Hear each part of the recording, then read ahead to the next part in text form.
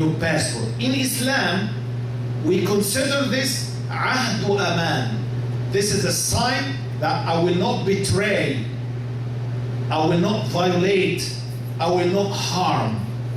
Because some groups, they think that since they are in a kafir country, then they can violate and they can fornicate and they can steal and they can do whatever they want to do because it's not Muslim country. That's rubbish mentality. That's not in the Quran, not in the Sunnah of the Prophet sallallahu alaihi wasallam. Yes. Yes. My question is the weekly check we taking right now. Raise your voice, please. I said weekly check we taking for our children. Weekly check. Oh, Weekly check. okay. Yeah, we taking for our children From the government. from the government. Yes. If we know we child doesn't drink no more, we just take it. You know what? You said we know what? We know the child is finished. He's not going to drink it no more. Government is still sending it mail to me. I'm going to take it to sell it. I'm going to take it to give people sadaqah. Is it acceptable? It's not acceptable. Okay. You receive a check or food stamps or something Yeah. from the government. Yes, every month. And you know that this is above your need. Yeah. You don't need them. Yeah. Is it permissible to sell it or to give it to poor people? Yeah. Let me ask you, is it permissible in the law to do so? No.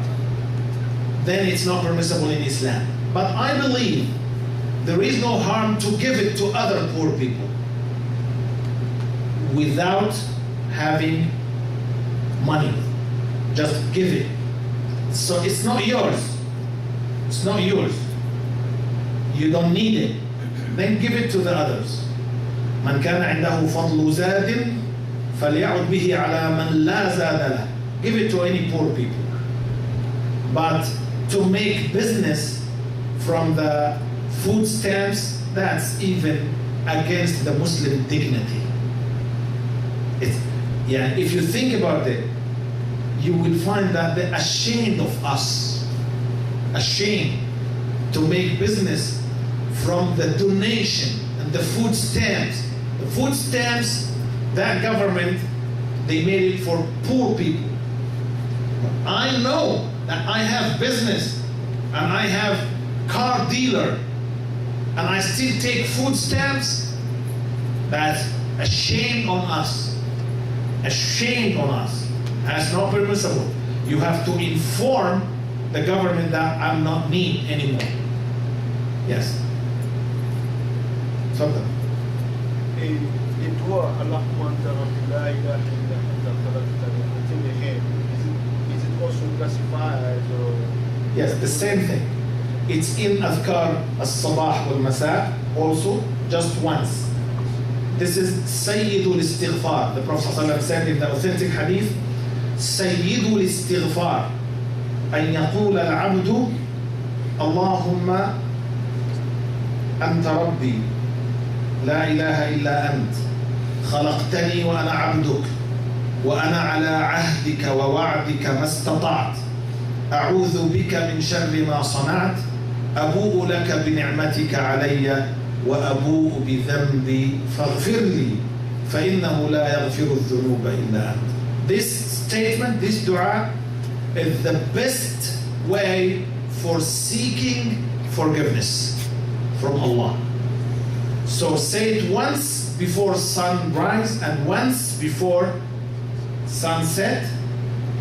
And you can say it in the general dhikr anytime when you make tawbah. But this is general. Okay? Huh? Excuse me? Okay. You don't have any questions, Khalas? No, I'll be back. Okay. Go ahead. Alaykum salam. With regard to the mortgage situation, Try to close the gaps, please.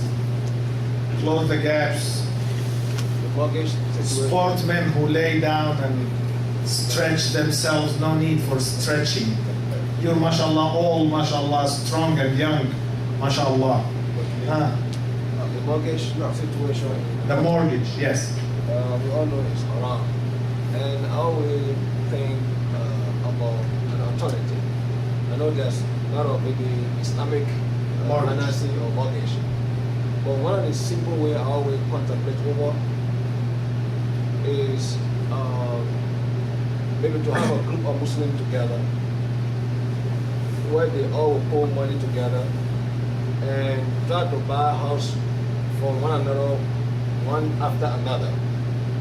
Now, the way to pay that is if the monthly payment, for instance, is $500, can you add like 150 to that to make it like 650, taking into consideration the expenses, the maintenance, and stuff like that, and for that 150, would that be acceptable? If you agree, seller and buyer about it, yes. Yes, you can. But has to be real maintenance. Yes. It's not just under the name of maintenance and there is no maintenance. Real maintenance. Maintenance, no problem. If both seller and buyer agree about the $50 maintenance monthly basis, no problem. Yes. Yes. We spoke about envy in detail. Explained the definition of it and all.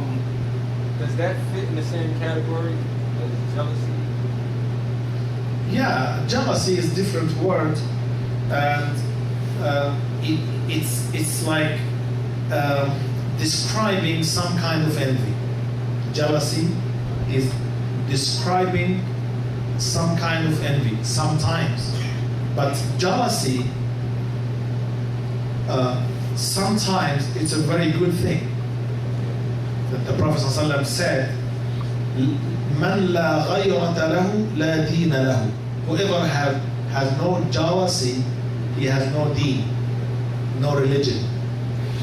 Because if you don't have jealousy, then you will let your wife dance with your friend, right?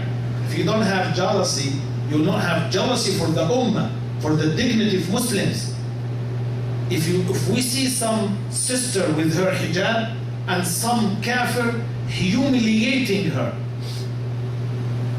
and we pass by and say, have a nice day, guys, both of you, and leave them in their position. Now, whoever have no jealousy, he has no deen. So the word jealousy, it depends what kind of jealousy you're talking about. Okay? Jealousy between women, it's kind of envy. Jealousy.